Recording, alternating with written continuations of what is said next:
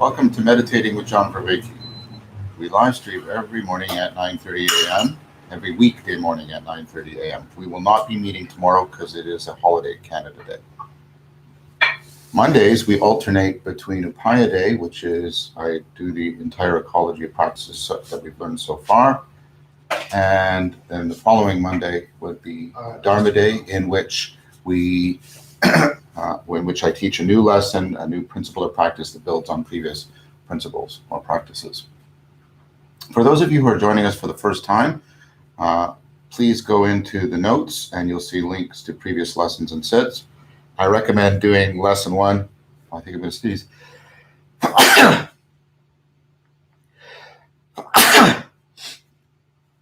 Oh, sorry about that. I recommend doing lesson 1 right away, and then you can continue meeting with us, and then every Saturday or Sunday doing another of the following lessons, and you'll very soon catch up with us. Please like the stream to increase its visibility in the YouTube algorithm. At the end of every sit, we have Q&A. Please limit your questions to this ecology of practices, this course we're on, but you can ask questions from any of the lessons that have been taught or even any of the answers that I've given to other people. For more general questions, please come to the general Q&A we live stream on YouTube every third Friday of the month at 3 p.m. Eastern Time, and that will be July 17th this month. I think that's everything for now. So please get yourself into position, set your phones on Do Not Disturb, and we will begin when I say begin. Begin.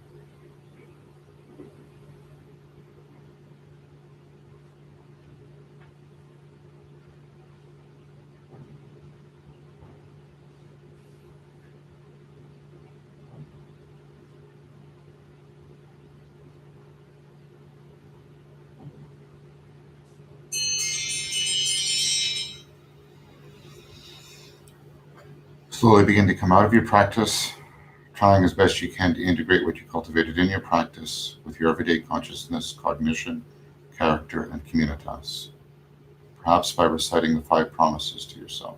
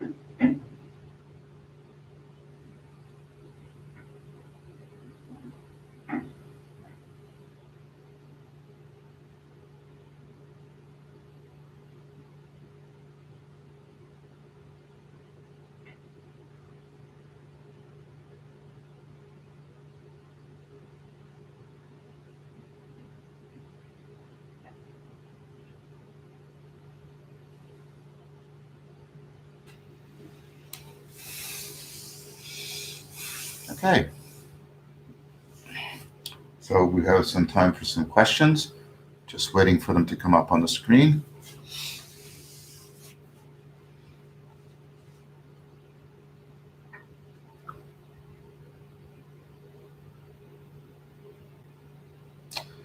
So the first is from Andy Chemistra, which I promised to come back and treat in depth, which I would like to do now, because I think this is a very important question. Andy writes, I'm not sure if it was because of my ADHD stimulant medication. I had a weird, scary psychosis-like experience. Have you got any insight? I don't really mind, as I want to carry on. I started while meditating, then carried on for like a half an hour, but weirdly I felt really present after it all. Weird experience. From the next couple of sits, I felt paranoid, but I just labeled it and it somewhat went away after. Okay, so the first thing we should note is that all of these practices have potential negative side effects. As I've mentioned, the meditation practices can have these generate weird experiences where you hear your name called out, or a flash of light, or electric shock, right? The chi practices, this is typically for people who practice it very excessively. There's a chi syndrome where people's psychophysical integration goes askew. So part of the reason why I teach you an ecology of practices is not the sole reason by any means, but there's a therapeutic reason, which is by having multiple different practices that act as checks and balances, and you don't get too, I think the right word is overcommitted to any particular practice. So it's very important to try and, first of all, engage in the entire ecology of practices.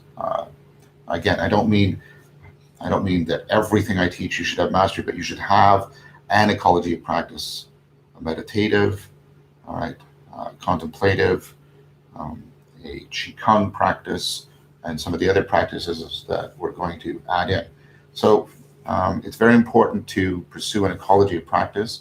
It's very important to do what you did, Andy, which was to share what's happening to you, what you did with the Sangha, and you get a lot of people reporting and that this isn't that aberrant an experience.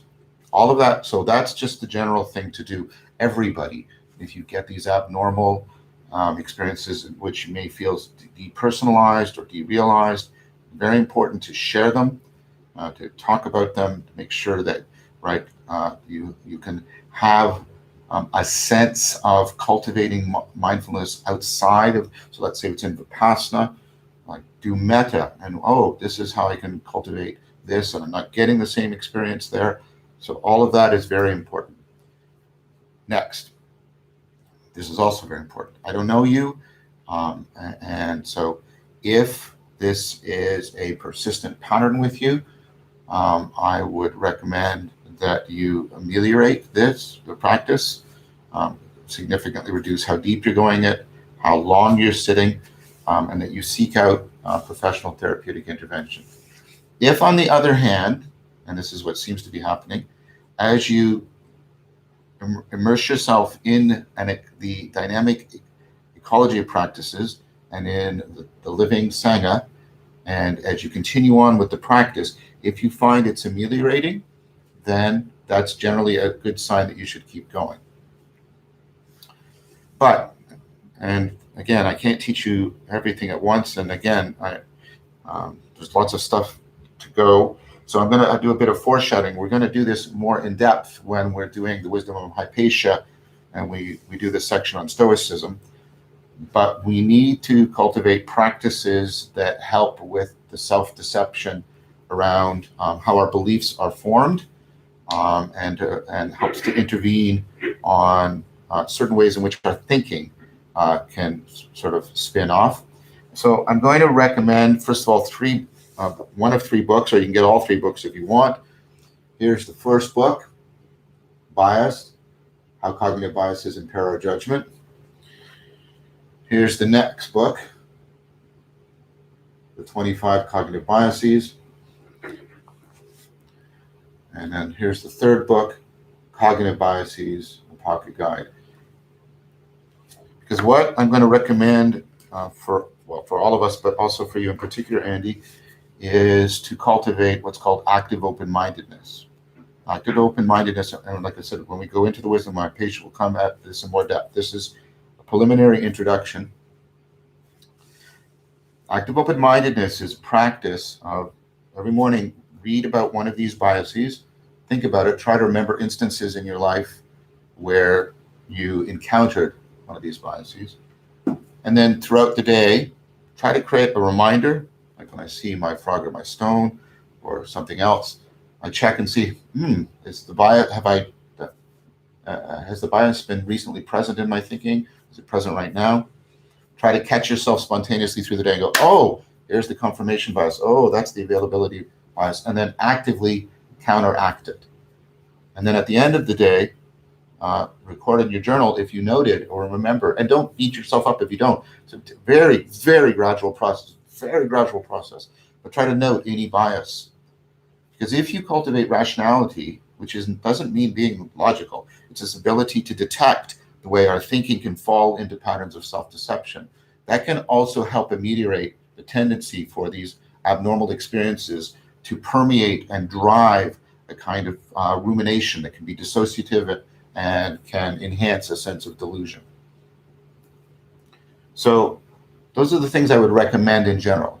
Really, when these things are happening, right? If it's not ameliorating, then you need to seriously reduce the depth and the duration of the practice. Maybe even stop it completely, and get some professional help, therapeutic intervention. If there's a sense that it is ameliorating with the practice, then really dive into the ecology of practices. Don't do just one practice. Do the ecology of practices and sense their dynamic capacity for self-correction. Everybody should share. I mentioned this. We should celebrate our moments when we realize the Buddha. We should also celebrate our aberrant experiences. Not because we can offer therapy to each other. We are not professionally trained. But we can, in a sense, resituate it. And other people say, yes, I've had that experience or that. It takes a lot of the numinous edge off these experiences to realize that they are shared with others. So the living Sangha is also a very powerful resource. And then, like I said, begin to cultivate active open-mindedness, because it seriously challenges our tendency to get into very biased, self-deceptive thought around these aberrant experiences when they occur. So I hope that was helpful, Andy. Takwin Soho said, what do I do about itches? Well, see if you can apply the 5 factors of inquiring mindfulness. up to the point where the principle, one of the primary principles, takes place. If you can honestly say, and I'm not inside your head, I don't know, if you can honestly say, I'm not, this is becoming such an overwhelming experience, I can't learn anything from it, all I'm doing is merely enduring it, then break the practice and scratch your itch. Pay attention mindfully to what's happening as you do so. If you can do one other thing though, when you come out of it and there's an itch, and when you start engaging the act of reducing the itch, does the itch start to immediately disappear even before you scratch? Because then take note of that. Because then that's another very clever way the impish monkey mind has figured out how to distract you and get you involved and get you out of the state. Okay? Again, your monkey mind is not your enemy. Your monkey mind is not your enemy. Okay? So if you can note, because that means, right, that again, it's more, and there's nothing abnormal or stigmatic about this, right? But that's another way in which your monkey mind is sort of distracting you. It's sort of psychosomatic in that sense.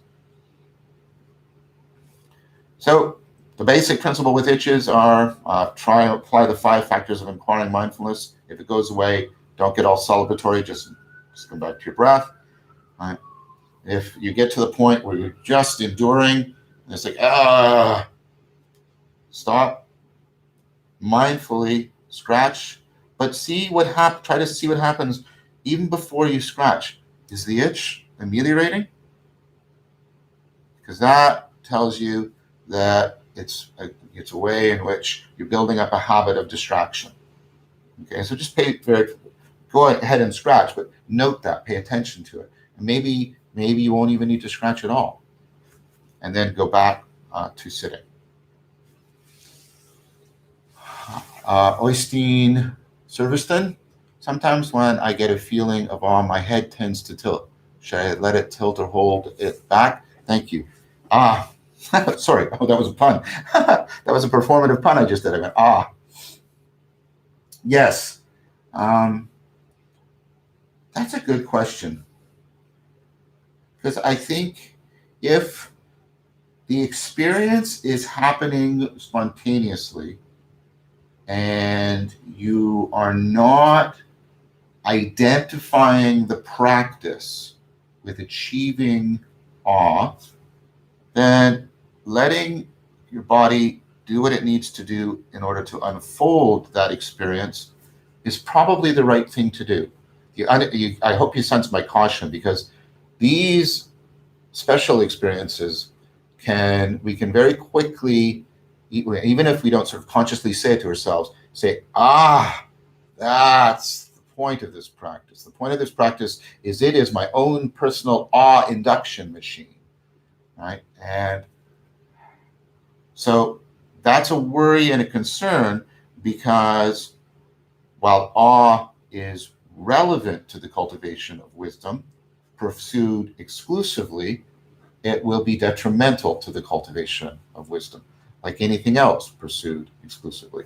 So as long as it's arising spontaneously and you do not get disappointed, this is the mark. If you have a sit and you don't have that awe, are you disappointed? Do you feel like, right? Then I would recommend trying to let the awe experiences go. But if that's not the case, and you're happy to let them come and go, and you're not disappointed when they don't come, then when they do come, let your head tilt back and let it unfold as much as it can. But try to not go too far, because you're going to start to uproot yourself. So we do the head lift in some of the Qigong practices because it actually does redirect brain activity. James Austin has shown this in some of his work. And so if your brain is trying to reorganize its activity, and that is leading to, right, it's exacting sort of visual processing to do that, then let it occur. So I hope that answered your question. Ben Gao, welcome, Ben. Sometimes my deep vipassana feels like falling asleep, not literally as I'm sitting erect with my head up, but the stillness feels sluggish, empty, and boring. So that is you falling asleep. And so That is where it's very important to energize and activate the 5 factors of inquiring mindfulness that they bring in, right? That deep sense of questing, exploration, moving deeper, even in the stillness. I know this sounds like a contradiction, but this is the movement appropriate to eternity. Even in the stillness, there's emotion that, right? And I know that sounds like a contradiction, but there's emotion in the sense that there is a depth to the stillness that you can disclose. And so the 5 factors of inquiring mindfulness should be deliberately enhanced if you're getting that sense of sluggishness. So very good question, Ben. I hope that was a helpful answer. So everyone, I'll hold these books up again one more time. Again, because down the road when we get into the wisdom of Upaya, you're going to want one of these or perhaps all 3.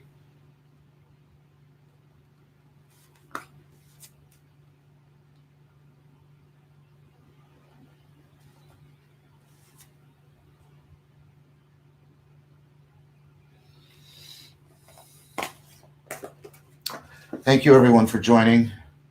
This Sangha means a great deal to me, and I thank you all for it. I want to thank my dear friend and the techno mage Amar, who's making everything happen. My beloved son Jason, who is behind the scenes making everything that needs to be done, coping with contingencies. He's always there for me. Please subscribe to this channel to be notified of the next video. On that channel, you'll find links to the lecture series, Awakening from the Meaning Crisis, and the Dialogo series, Voices with Vervaeke. I will be appearing tonight at 6 p.m. Eastern Time on Peter Lindbergh's The Stoa with Guy Senstock, and we'll be going through the Dialogos practice for those of you who are interested. So on my channel, you will find, as I said, these 2 resources, these 2 series, which will help explore a lot of the themes we talk about here, and we're trying to practice in depth and set them and situate them within a more encompassing framework and way of life. Please invite others who might benefit by sharing this series. I'm trying to help as many people as I possibly can. Brett is here, Pleasure of Doubt, and I strongly recommend that you go, if you can, go to the Discord server right now. There's links in the description. You'll find a group of people who have just done this set. Many of them have already done Qigong practices. They usually do some Lexio. There's, like I said, there's in-depth discussion of these broader issues. I strongly recommend getting involved with the Discord server. I'm there every second Monday at 6 p.m. For general Q&A. And many of the people that appear on Voices with Vervaeke will also be there for general Q&A. We're doing this every weekday morning, not tomorrow. Tomorrow's Canada Day. It's a holiday. We're not doing it tomorrow, but we'll do this every weekday morning at 9:30 Eastern Time. Please remember that continuity of practice is more important than sheer quantity of practice. And there's no enemy worse than your own mind and body. There's no friend, no ally, no true companion on the path better than your own mind and body. Be lamps unto yourselves and to each other. Take care, everyone. I'll see you on Thursday. Bye-bye.